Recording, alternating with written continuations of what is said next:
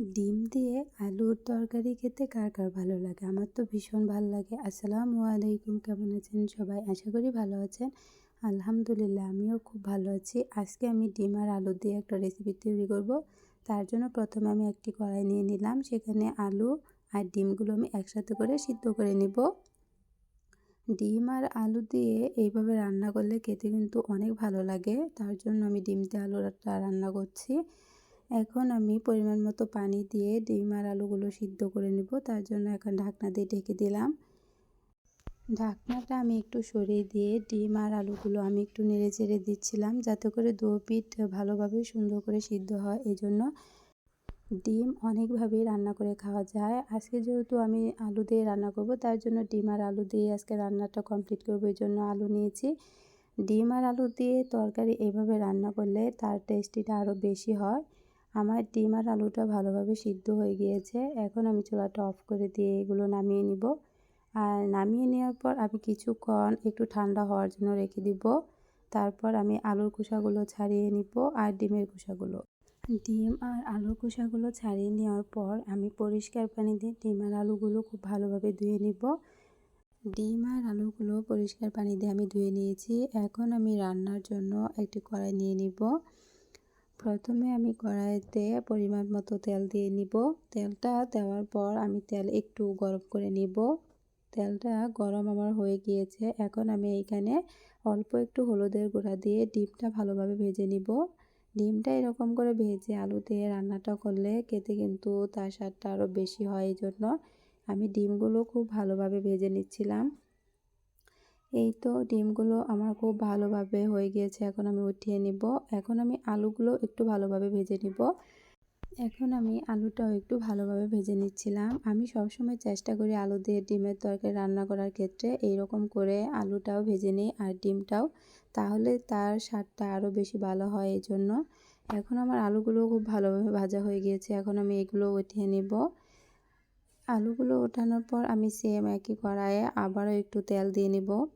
তেলটা দিয়ে নিয়ে এখন আমি পেঁয়াজ কুচিগুলো দিয়ে ভালোভাবে ভেজে নিব। পেঁয়াজ কুচিটা ব্যবহার করছি, এখানে আমি পেঁয়াজ বাটাটা দিব না, তার জন্য। আর 2টা শুকনো মরিচ আর 2টা তেজপাতা এখানে আমি অ্যাড করে দিলাম। এখন আমি এগুলো খুব ভালোভাবে ভেজে নিচ্ছি। ভেজে নেওয়ার পর এখন আমি এখানে বাটা মশলার গুঁড়া মশলাটা অ্যাড করে দেব। তার জন্য প্রথমে আমি এইখানে একে একে সব মশলাগুলো আমি দিয়ে দিব। প্রথমে মরিচের গুঁড়া দিলাম, তারপর হচ্ছে হলুদের গুঁড়া, ধনিয়া গুঁড়া, আর হচ্ছে লবণ আর অল্প একটু জিরা বাটা।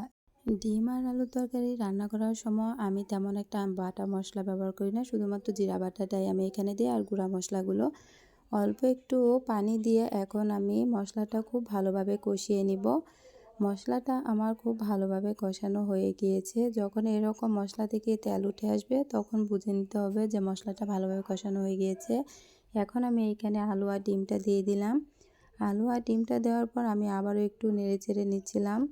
ডিম আর আলুগুলো আমি মশলার সাথে একটু ভালোভাবে ভেজে নিচ্ছিলাম। এরকম করে ডিম আর আলুটা মশলার সাথে ভালোভাবে ভেজে নিলে সবগুলো মশলার উপাদানই ডিম আর আলুর ভিতরে যাবে। এই জন্য এখন আমি অল্প একটু পানি দিয়ে আবারও ডিম আর আলুটা একটু নেড়েচেড়ে ভালোভাবে কষিয়ে নেব। এই তো ডিম আর আলুটা আমার খুব ভালোভাবে কষানো হয়ে গিয়েছে। এখন আমি ঝোলের জন্য পানিটা দিয়ে দিব। ঝোলের জন্য আমি পরিমাণ মতো পানি দিব, বেশি একটা পানি এখানে আমি অ্যাড করব না।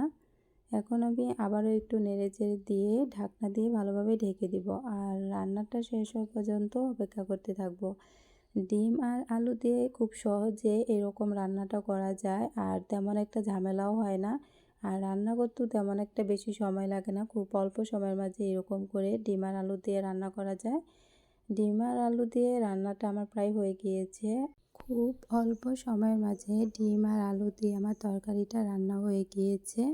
তেমন একটা সময়ের প্রয়োজন পড়েনি। এই তো রান্নাটা আমার একদম কমপ্লিট। এখন আমি চুলাটা অফ করে দিয়ে নামিয়ে নিব।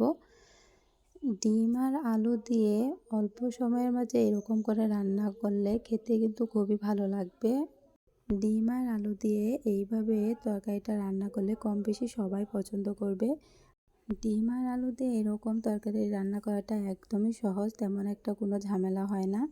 আজকে আমার ডিমের রেসিপিটা আপনাদের কাছে কেমন লাগলো অবশ্যই কমেন্ট সেকশনে গিয়ে জানাবেন। আর আমার চ্যানেলে নতুন নতুন ভিডিও পেতে আমার চ্যানেলটি সাবস্ক্রাইব করে আমার পাশে থাকবেন। আল্লাহ হাফেজ।